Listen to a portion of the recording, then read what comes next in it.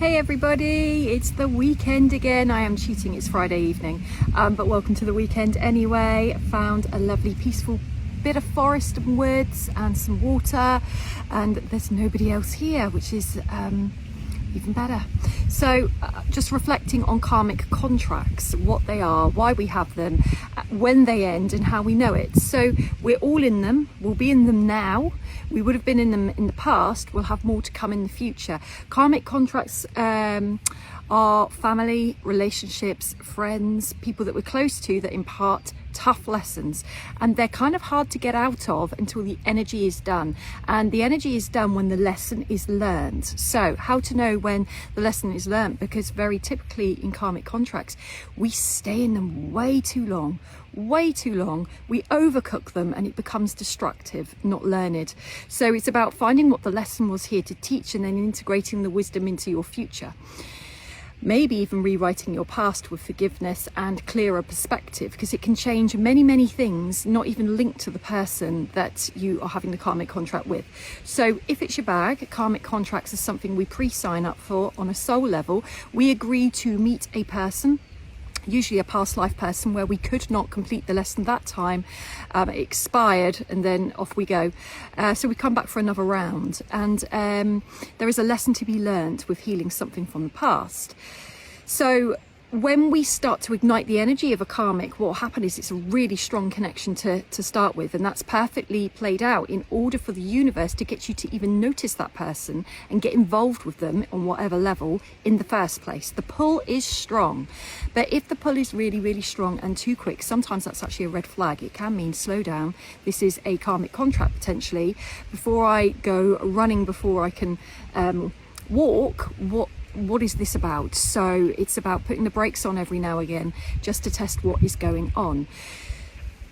Usually there will be strong energy, then it starts to go into crisis, and then one of the signs is repeated crisis. Repeat, because we're not evolving yet, but we might be getting a little bit wiser each time.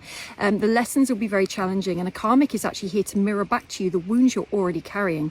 So for example, if you had a childhood where you didn't feel lovable or good enough, you'll attract a playmate who's going to eventually make you feel unlovable and not good enough. So it's actually there to help heal you, but you'll initially think it's that person's fault, and we'll project all our stuff onto them, and it's a little bit chaotic.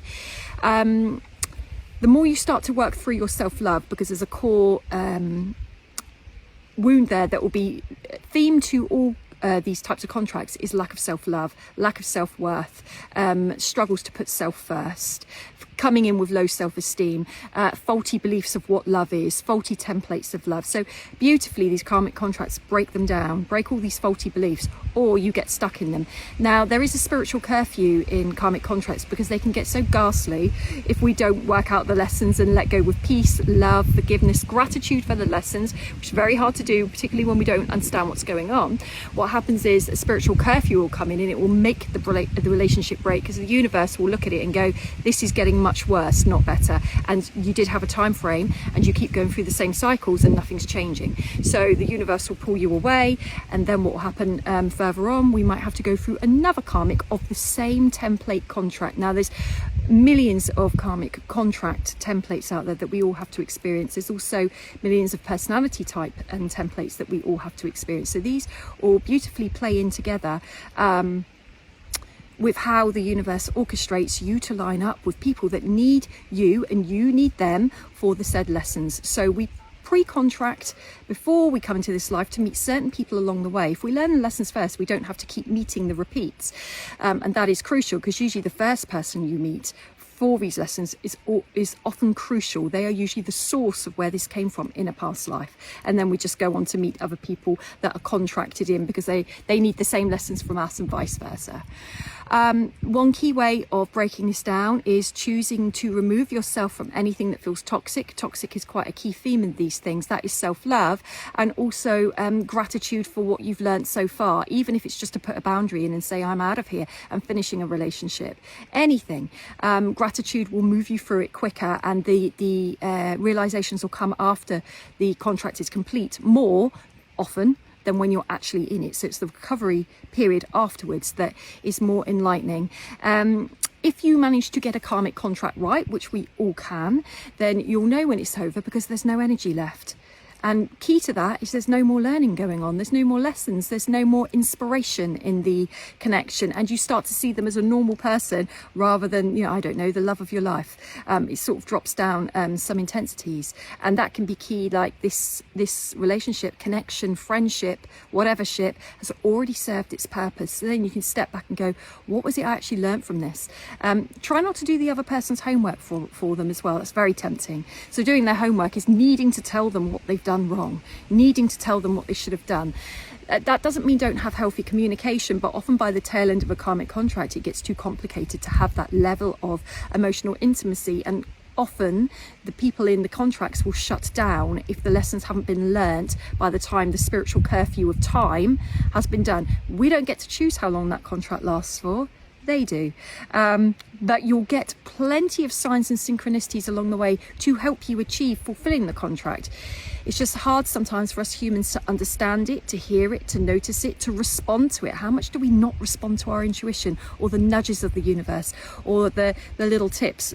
Here's a tip from me. If you ignore it, it tends to get worse. So there's no way out but through. They are here to help you, these contracts. They are here to liberate you of karma. They are here to help you complete your karmic duty, which is to enforce karma on somebody else. But I do not mean force it on somebody. That's playing God. That's something very different, and then you've just ramped up your own karmic debts to come back to you. Something about letting people learn their lessons, sometimes in a very quiet way, sometimes just removing your presence from somebody's life speaks volumes.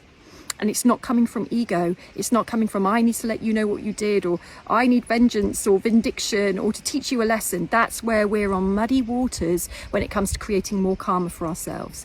Maturity is something that comes into completing karmic contracts, and it's extremely hard to stay emotionally mature when you're under such duress and pressure and pain and wounds, because everything in you is being triggered through said person, but really it's bigger than that. It's not really just about them, and the key is to be able to see that. So happy learning. We're all in karmic contracts. We will continue to be until we learn what we need to do.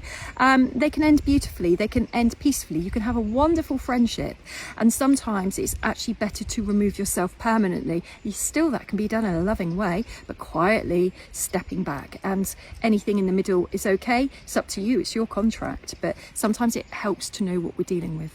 Have a great weekend, everybody. Bye bye.